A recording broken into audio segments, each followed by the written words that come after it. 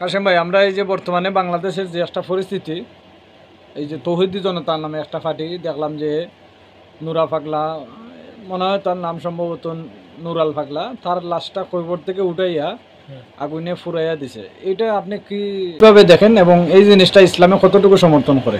না, ইসলামে সমর্থন করে বলতে আমি আমরা বলি তৌহিদি জনতা এরা তো মনে করেন যে নিজের স্বার্থের জন্য ইসলাম মানে পরিচালনা করে, কিন্তু ইসলামের জন্য তারা করে না।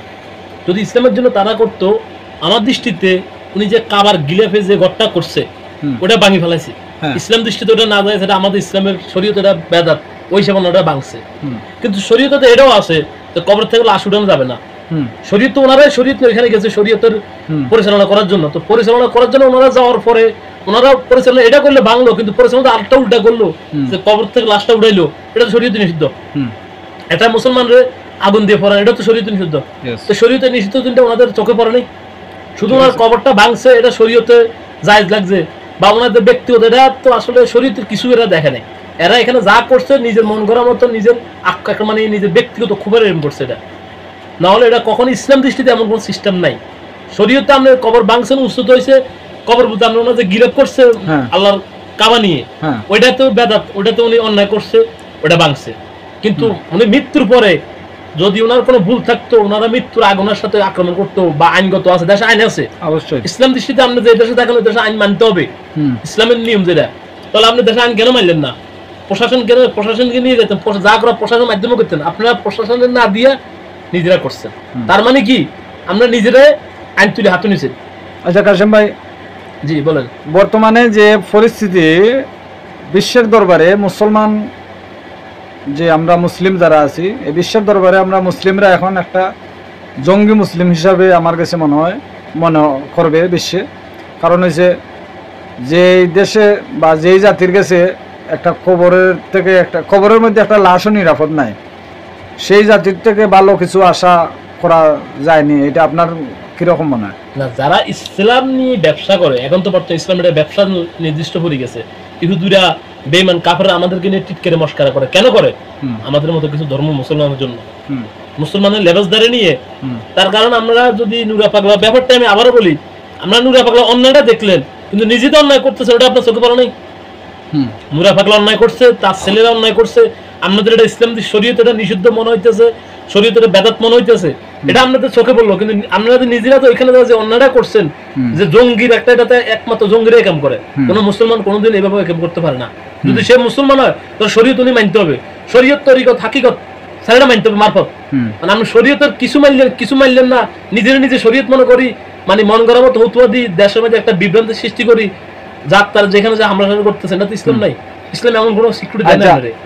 আমি আরেকটা জিনিস দেখলাম, এই যে পাগলাটার লাশ যখন কবর থেকে উঠাই আনছে, মানে একজন লোক দেখলাম তার যে মুখমণ্ডল, এই মুখমণ্ডলের মধ্যে লাঠি দিয়ে আঘাত করছে।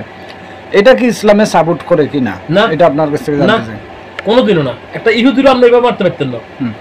একটা ইহুদিরও মৃত্যুর পরে, সব জাতির মৃত্যুর পরে হিসাব রাব্বুল আলামিন নিব, আল্লাহ সুবহানাহু ওয়া তাআলা প্রত্যেকের হিসাব নিব মৃত্যুর পরে। মৃত্যুর আগে পরে সবকিছু হিসাব মালিকের কাছে, কিন্তু জগতের কিছু আইন কারণ আছে, মানে দুনিয়াতে যারা যেখানে বসবাস করেন, যে দেশে, যে গ্রামে, যে থানাতে, যে ইউনিয়ন, যে বাড়িতে বসবাস করেন, ওই হিসাবে আপনার জগতের কিছু আইন কারণ আছে দুনিয়ার ভিতরে আর কি। কিন্তু ওই আইন কারণ অনুযায়ী আপনি তারপর এটা করতে পারেন না।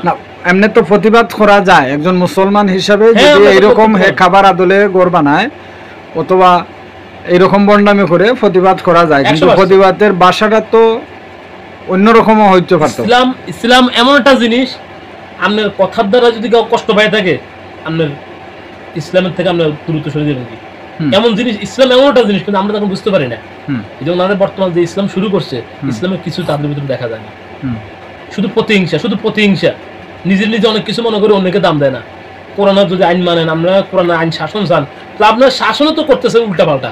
কোরআন থেকে যেটা ইহুদিরা এরকম আইন শাসন করে না, কারণ আমি এই শাসনটা এখন বর্তমানে করে না। আমরা এখন যেটা করতেছে, এখন আল্লাহর রাসূলের যে এত আলেমগল, এই যে ওয়াবিকন, কওমিকন, আল হাদিসকন, জামাতকন, এখন ওনাদের তৌহিদি জনতাটা কোথায় এখন? যে এটা তো শরীয়তে নিষিদ্ধ, শরীয়ত কাবা দেখলে নিষিদ্ধ, শরীয়তে এটাও বলা আছে যে একজন মানুষ মৃত্যুর পরে হিসাব আল্লাহর কাছে, তার সাথে আর কোনো কিছু না, হিসাব যা করে আল্লাহ করবে। তো আপনাদের শরীয়ত এখন কোথায় গেছে? এখন আমরা তৌহিদি জনতা, আল হাদিসকন, জামাতকন, লামাজাবিকন, যাই কন, এখন আমরা প্রতিবাদ কেন করলেন না, বা এটা নিষিদ্ধ কেন, এখন আমরা সরকার কেন চাপ দেন না, সরকারে কেন আপনারা এখন প্রতিবাদ, সরকারের উপর আপনারা চাপ সৃষ্টি করেন না কেন, যে এই বিচার কেন হলো, বিচার আমরা এটা কেন অন্যায়টা করা হলো, তাহলে বুঝলাম আমরা সঠিক মুসলমান। কিন্তু আমরা তো দেখা যাচ্ছে আপনাদের নিজের পক্ষ আপনার দলিল গান, কিন্তু ইসলামের কোনো দলিল আপনারা দেন না, তাহলে এটা কি মুসলমান সিস্টেম? না, কোনোদিন না। মুসলমান এমন একটা জিনিস, সর্বকিছু মানতে হবে আমাকে, ইসলাম কি বলছে সবকিছু মানতে হবে। শুধু আমি কিছু আমার নিজের স্বার্থের জন্য ইসলাম মানলাম, আর অন্যের জন্য নিজের স্বার্থটারে অন্যরূপে সাবাই দিয়ে ইসলামের দোহাই দিয়ে তার প্রতি আমি আক্রমণ করে, তার অন্যায় করে, অত্যাচার করে আমি বুঝলাম আমি মুসলমান, না, এমন কোনো ইসলাম সিস্টেম নাই। দেখেন আরব দেশ দেখেন, বাইরে দেখেন, যেখানে দেখেন, কিন্তু আপনি মেন হল আপনার কোরআন হাদিস, কোরআন হাদিস থেকে যদি আপনি রিসার্চ করে দেখেন বুঝতে পারবেন যে ইসলাম কি জিনিস। অন্যকে দেখায় না, শুধু কোরআন হাদিসটা খুলে দেখেন। আর কিছু বলা আছে আপনার? না, এই পর্যন্তই আমার জানার দরকার ছিল এটা ইসলামে, তাইলে আমরা এটা পাইলাম যে ইসলামে এটা কোনো মতেই না, সমর্থন করে না। একজন মানুষ যখন মারা যায় তখন তার বিচারটা আল্লাহর হাতে ছেড়ে দিতে হয়। আর যদি আমাদের প্রতিবাদ করার আছিল, যখন সে দুনিয়াতে ছিল তখন প্রতিবাদ করলে আইনি শাসন আছে বাংলাদেশে, পুলিশের মাধ্যমে এইসব দিয়ে তার প্রতিবাদ করা যাইতো। কিন্তু আপনারা এই যে সবাই ভিডিওটা দেখতেছেন, অবশ্যই আরেকটা কথা আছে, আপনার যদি কেউ অন্যায় করে, যদি তার সাথে শক্তি না পারো, তার যদি অর্থ না পারো, ভিতর কিন্তু তার ঘৃণা করো। আর যদি ঘৃণাও না করো, তাহলে তোমার প্রথম কর্তব্য থাকবে আল্লাহ তুমি তার হেদায়েত করো, আল্লাহ তুমি তার হেদায়েত করো। যদি ওইটা আপনার মনের ভিতর না আসে, অন্তত তারও দূর থেকে থাকেন। কিন্তু তার কারণ তার উপর আমরা যাইয়া আক্রমণ করি, অত্যাচার করি, জুলুম করি, ইসলামের সিস্টেম নাই, এটা কোনো ইসলামে বলা নাই। যেগুলো করছে এটাতে বরং তো আমাদের ইসলামের ক্ষতি হয়েছে। ঠিক আছে, ইসলাম ক্ষতি হয়েছে। এখন আপনারা তৌহিদি জনতা গেলেন, ওইখানে ইসলাম নিয়ে বহুত কিছু করে, আমি যতটুকু জানি কেন করলেন কাসেম ভাই, আমি দেখলাম যে লাশটা যখন কবর থেকে উঠায়, নারে তাকবীর আল্লাহু আকবার দিয়ে দিয়ে লাশটা উঠাইতেছে। এইটাতে তো আমাদের ইসলামের অনেকটা ক্ষতি হয়েছে। কারণ হয়েছে লোকটার কি দোষ ছিল, লোকটা কি বন্ড আছিল নাকি সাচ্চা ছিল, এটা বিশ্বের দরবারে যাচাই করবে না। কিন্তু তারা দেখবো যে এটা নারে তাকবীর আল্লাহু আকবার দিয়া, এটা ইসলামী স্লোগান দিয়া দিয়ে তারে খবর থেকে উঠাইছে, উঠাইয়া তারে আগুন দিয়ে পুরানো হয়েছে। এটার কারণে আমাদের ইসলামের অনেকটা ক্ষতি হয়ে গেছে 100%। এখন ইহুদিরা, কাফেররা যারা বেদুর্মী, তারা বুঝবে যে মুসলমানের মনে এরকম বিশৃঙ্খল, মুসলমানের ভিতরে কোনো উচ্ছৃঙ্খল বলতে সবকিছু তাদের ভিতরে উচ্ছৃঙ্খল এবং তাদের ভিতরে অন্যায়, জুলুম, অত্যাচার মুসলমানের ভিতরে আছে। মানে ভদ্রতা, ইসলাম যে সূক্ষ্ম, তাহলে বুঝে। এখন ইহুদিরা বেদিন যারা আছে, যারা মুসলমানের আল্লাহর ধর্ম, মানে মুসলমান ধর্মকে যারা মানে ঘৃণা করতে, এখন তারা তার চারা বেশি ঘৃণা করবে। স্বাভাবিক, এক ধর্ম আর ধর্মের মানে উচ্ছৃঙ্খল করতে পারে, এটা ব্যাপার না। আমি বলতাম না ওনারা কেন করে, ওনাদের ধর্ম ওনাদের কাছে, আমাদের ধর্ম আমাদের কাছে। কিন্তু এখন যে নারে তাকবীর আল্লাহু আকবার দেওয়ার পরে ওনার মুখের ভিতরে আক্রমণ করা হলো, জুতা মারা হলো, এটা দিয়ে আবার তাকবীর দিল, এদেরকে মুসলমান কেন বলবেন আপনি? মুসলমান সিস্টেম না। কিন্তু এখন দ্রুত যারা এটাকে ইঙ্কিত দিছে এবং যারা এটাকে সহযোগিতা করছে আকাম করার জন্য, এরপরে এখন অনেক লাইভ গুলো আছে, অনেকে ঠেট মারছে যে বাড়ি ঘর দর ভাঙচুর করবেন, ইসলাম কেন আপনাকে তার বাড়ি ঘর ভাঙচুর করবেন, তারে প্রতিরোধ করছেন, তার মাদারটা যেটা মাদার বলছেন ভাঙি ফেলাইছেন, তার কবর আপনার পুরো ক্ষমতা না আপনার। ইসলাম আপনাকে এটা সিকিউরিটি দেয়নি, আমরা সিকিউরিটি দেয়নি। এখন ওই টাইমে প্রশাসন উপস্থিত ছিল, প্রশাসন কেন প্রতিবাদ করলো না?